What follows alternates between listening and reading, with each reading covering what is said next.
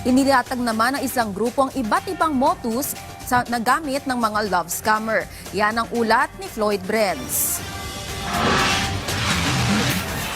Ganito ang saloobin ng isang government employee matapos mag-ghost ng kanyang inaasam na sana ay true love. Nakilala raw ni Millie ang kanyang ka-talking stage sa isang online dating app. Sa una, may pakilig pa pero ang akala niyang the one ay hopya pala at scam. Kagaya ko po, na experience ko po na ma-love scam kasi po may na-meet po, may nakilap akong sa online sa dating app. Tapos we chat po within 1 month. Then nag-decide po kami na mag-meet sa isang place po.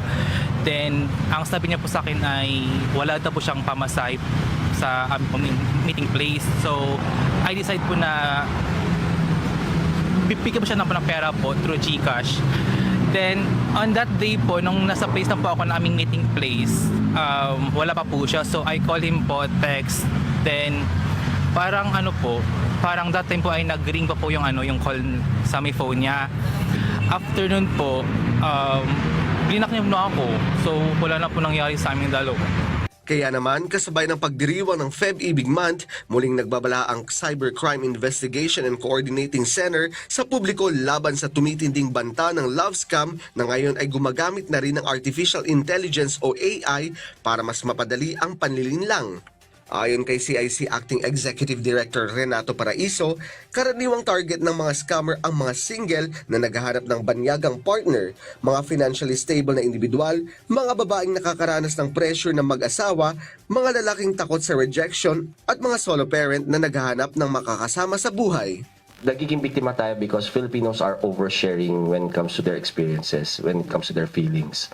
Malungkot ka lang, ina-announce mo na sa buong mundo malungkot ka.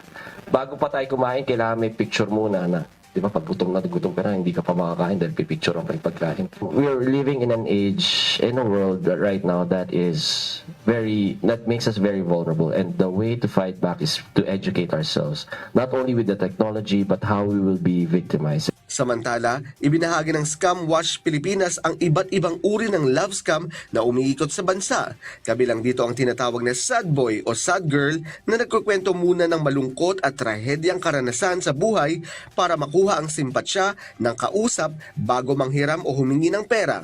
Nariyan din ang seducer na gumagamit ng kaakit-akit na profile photo at inililihis ang usapan sa sexual na paksa hanggang sa makahingi ng pribado o hubad na larawan na maaaring gamitin sa pananakot o blackmail. Mayroon ding investor na nagpapanggap na banyagang may marangyang pamumuhay at hinihikayat ang biktima na mag-invest sa umano'y kumikitang foreign exchange.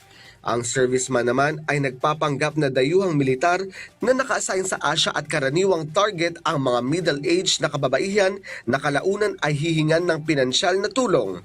Ang escort ay nagpapakilalang sexual na bukas at nagpapadala ng malalaswang larawan bago humingi ng pera bago ang inaasahang pagkikita. Samantala, ang slow burn ay dahan-dahang kumukuha ng tiwala sa pamamagitan ng matagal na pakikipagkwentuhan pero umiiwas sa personal na pagkikita hanggang sa tuluyang manghingi ng pera. Sa likod ng matatamis na I love you at pangakong panghabang buhay, may mga pusong panlilinlang ang tunay na pakay.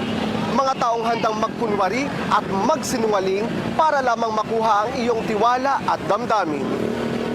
Batay sa tala ng CICC, umabot sa mahigit 100 na kaso ng love scam ang kanilang naitala mula Enero hanggang Disyembre 2025. Kaya naman, may say din ang mga kabataan. No to love scam! Lumilitaw din sa datos na pinakaginagamit ng mga scammer ang mga messaging platform tulad ng Telegram at WhatsApp, bukod pa sa Instagram, Facebook, Tinder at Litmatch para makapangbiktima. Floyd Brenz para sa Pambansang TV sa Bagong Pilipinas.